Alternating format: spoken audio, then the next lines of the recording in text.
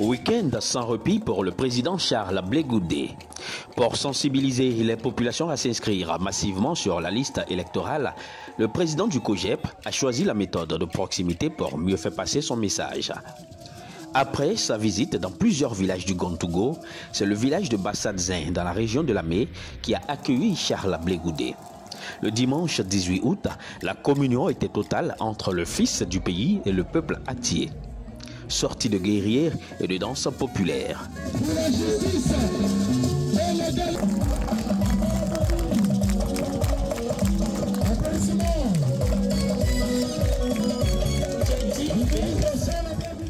Je vous demande, au président des jeunes, à la présidente des femmes, sans distinction de parti politique, veillez à ce que chaque jeune, chaque femme, chaque homme de ce village ait ses pièces administrative et soit inscrit sur la liste électorale. Je me répète, la seule voie du changement que moi j'ai choisie, c'est la voie des urnes, la voie du vote. Chacun dans ce village, chaque enfant, chaque jeune, chaque femme, chaque homme doit tout faire pour avoir sa carte électorale.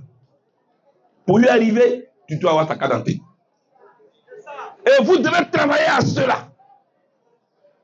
Je ne sais pas pourquoi le gouvernement de Côte d'Ivoire ne communique pas assez sur cette opération. Il faut communiquer sur cette opération. Lever les obstacles qui empêchent les Ivoiriens d'avoir leur pièce d'identité. C'est important.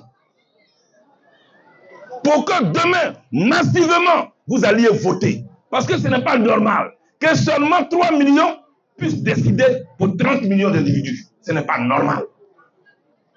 Le jour où ils vont ouvrir le bureau de l'enrôlement sur la liste électorale, peuple atié, allez-y massivement vous inscrire. Et quand 2025 va arriver, je vais revenir ici. Après avoir invité les populations à se procurer des documents administratifs pour un enrôlement massif sur la liste électorale, Charles Blé Goudé a souligné la nécessité d'une paix durable. C'est par l'inauguration de la radio locale et la finale du tournoi de football portant son nom que s'est clôturée la tournée. Prochaine étape, le congrès conjoint des jeunes et des femmes du COJEP le 14 septembre à Abidjan.